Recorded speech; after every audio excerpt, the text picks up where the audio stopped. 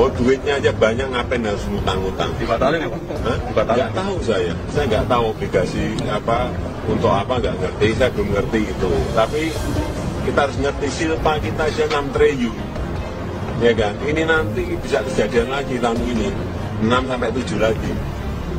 Nah, kenapa harus pakai obligasi ya?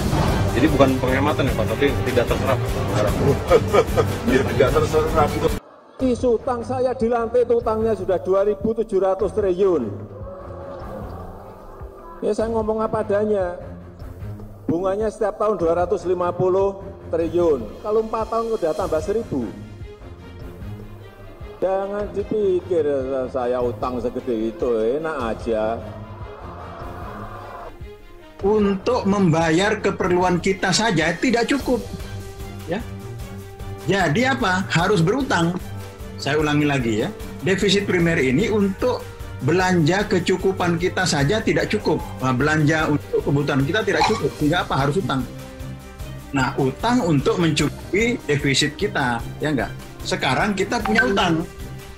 Apa yang harus kita lakukan? Berutang lagi. Jika berutang untuk menutup defisit dan berutang untuk membayar bunganya.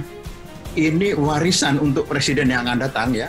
Itu Prof. Din atau Pak Rizal yang mau mencalonkan siap-siap untuk menanggung ya 2024 itu defisit yang besar ini dan utang yang semakin besar. Ini prestasi ya sejak dulu ya.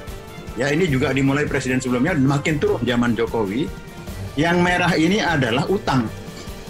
Jadi sejak 2019 zaman Jokowi utang itu bertumpuk-tumpuk terus tidak pernah dikendalikan ya. Ya yang ini tidak ada di APBN. Tidak kelihatan, yang kelihatan yang kuning karena disembunyikan ya. Yang 921 ini tidak dibahas di DPR.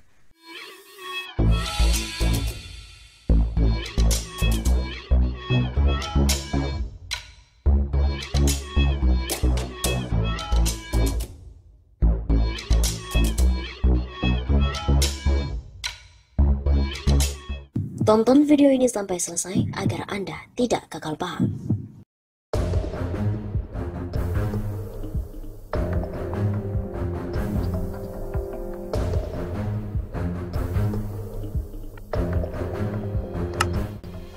Warisan utang Jokowi kepada presiden berikutnya bisa lebih dari 10.000 triliun rupiah.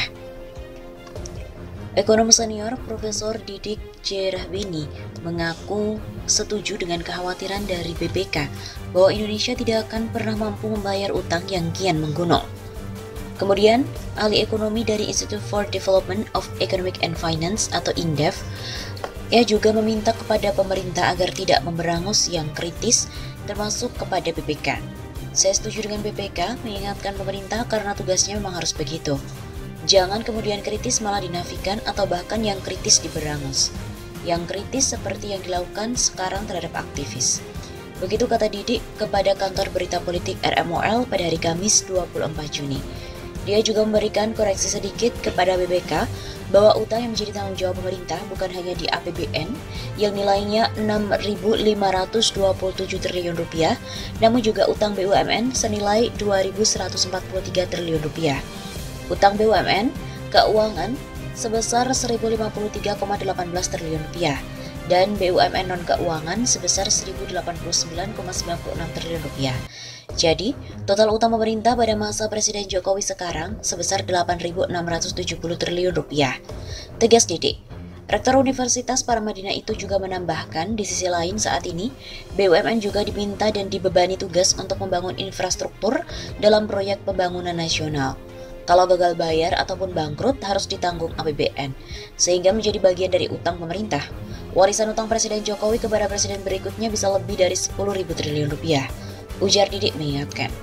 Adapun konsekuensi yang didapat Indonesia dari tumpukan utang luar negeri ini, Didik juga mengatakan APBN akan terkena beban berat lantaran harus membayar utang yang sangat besar. APBN akan lumpuh terkena beban utang ini dengan pembayaran bunga dan utang pokok yang sangat besar. APBN bisa menjadi pemicu krisis ekonomi, begitu katanya. Kalau 20 tahun lalu krisis 98 dipicu oleh nilai tukar, maka sekarang bisa dipicu oleh APBN yang berat digabung dengan krisis pandemi karena penanganan yang salah kaprah sejak awal. Jadi gabungan dari kedua faktor itu potensial memicu krisis, ucap Didik melanjutkan.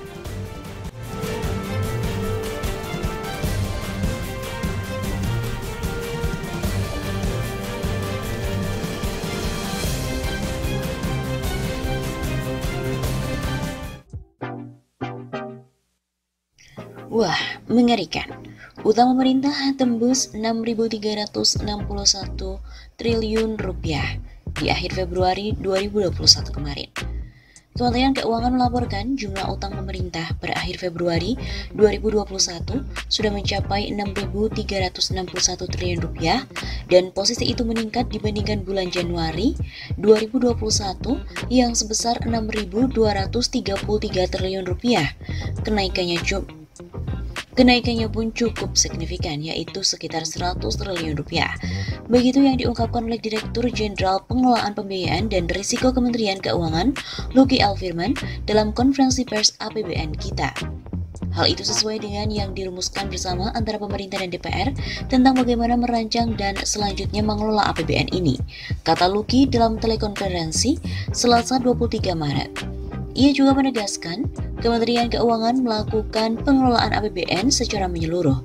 Pada APBN 2021 ini, Kementerian Keuangan memiliki proyeksi defisit anggaran hingga 5,7% terhadap produk domestik bruto atau sekitar 1.006 triliun rupiah. Katanya hal itu yang akan terus dikelola dan dicarikan pembiayaannya sepanjang tahun. Ia juga menjelaskan posisi per akhir Februari 2021 dalam hal pembiayaan negara, Kemenku berhasil menutupi hingga sebesar 273,1 triliun rupiah. Menurutnya hal ini sesuai dengan rencana Kementerian Keuangan untuk mencari pembiayaan dan menutup defisit-defisit tersebut hingga akhir tahun. Hal senada juga diutarakan oleh Wakil Menteri Keuangan Suhasil Nazara. Dia mengatakan untuk pembiayaan APBN dan menjalankan pembangunan saat ini pemerintah tidak hanya mengandalkan hutang. Jadi, jika ditanya total hutang, jumlah ada. Tapi, pembiayaan pembangunan, pembiayaan APBN tidak hanya sekedar mengandalkan hutang, tapi juga mengandalkan penerimaan pajak. Begitu ujarnya. Diketahui sebelumnya, Menteri Keuangan Sri Mulyani Indrawati telah menyebutkan bahwa total defisit APBN sampai Februari 2021 sebesar 63,6 triliun rupiah atau sebesar 0,36% terhadap PDB. Angka itu lebih tinggi jika dari Januari sebesar 45,7 triliun rupiah atau hanya 0,26% terhadap PDB. Berdasarkan Peraturan Presiden Nomor 72 Tahun 2020, pemerintah menaikkan batas aman defisit dari 3% menjadi 6,34%. Kebijakan ini dilakukan melihat tekanan ekonomi yang dalam akibat pandemi COVID. Sedangkan dalam APBN 2021, defisit APBN ditargetkan 1.006 triliun rupiah atau sebesar 5,7% terhadap PDB.